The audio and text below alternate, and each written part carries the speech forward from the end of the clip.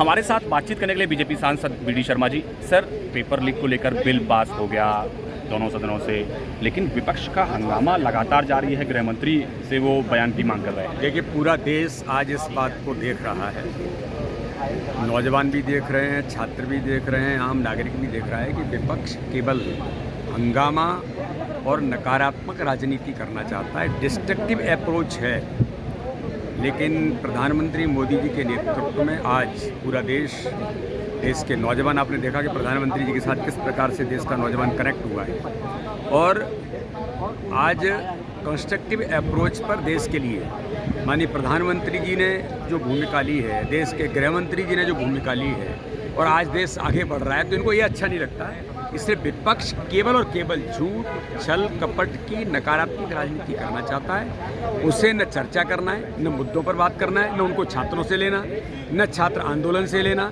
उन्हें तो केवल एक डिस्ट्रक्टिव अप्रोच के आधार पर एक डिस्ट्रक्टिव नेता राहुल गांधी जो देश के हैं, जो दुर्भाग्य से नेता प्रतिपक्ष हैं, तो वो एक डिस्ट्रक्टिव भूमिका निभा रहे हैं। लेकिन हमें विश्वास है कि प्रधानमंत्री मोदी जी के नेतृत्व में हम लगातार जिस प्रकार से आगे बढ़ रहे हैं, चाहे वो सदन में कुछ भी करने का प्रयास करें, पूरा देश उन्हें देख रहा है, और पूरा विपक्ष और कांग्रेस और राहुल गांधी एक्सपोज हो रहे हैं। लेकिन विपक्ष तो ये कह रहा है कि आपने भले ही नया कानून बना दिया हो, लेकिन इससे पेपर लीक नहीं रुकेगा। अभी उड़ीसा से भी खबर आई है कि जो पोस्ट ग्रेजुएट मेडिकल जो एग्जामिनेशन है, वो भी, उसका भी पेपर लीक हो गया। ये कोई कांग्रेस की सरकार नहीं है।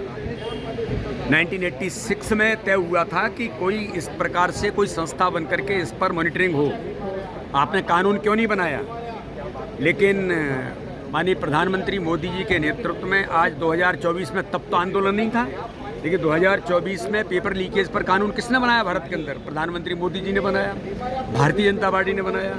अब उसमें और उसको प्रभावी बनाने के लिए जो संगठित माफिया है, संगठित माफिया इतने वर्षों में किसके नेतृत्व में जड़ें जिसकी देश के अंदर बनी, वो कांग्रेस की सरकारें नहीं, उनके खिलाफ कभी कार्रवाई नहीं हुई। उसका परिणाम, दुष्परिणाम ये था कि आज वो इस रूप में देश के अंदर ऐसे गिरोह बन गए।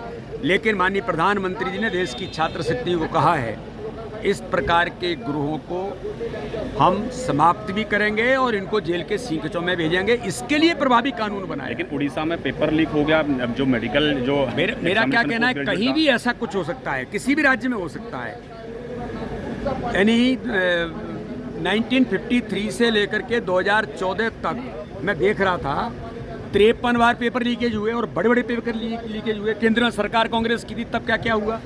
इसका अर्थ ये नहीं है कि किसी भी राज्य में हो सकता है। ये संगठित गिरोह है, और इस गिरोह को समाप्त करना, इस गिरोह की जड़ें उनको निकाल के बाहर करना, इसके लिए प्रभावी कानून बनाना, और ऐसे लोगों को किसी भी कीमत पर नहीं छोड़ेंगे। ये प्रधानमंत्री मोदी का संकल्प है। जैसे नक्सलवाद समाप्त हो गया, आतंकवाद समाप्त हो गया, तो अब ये पेपर लीकेज वाले या इस प्रकार के संगठित गिरोह भी भारत के अंदर नहीं बचेंगे। धन्यवाद हमसे बात करने के लिए। पवन गौड़, एबीपी न्यूज़, दिल्ली।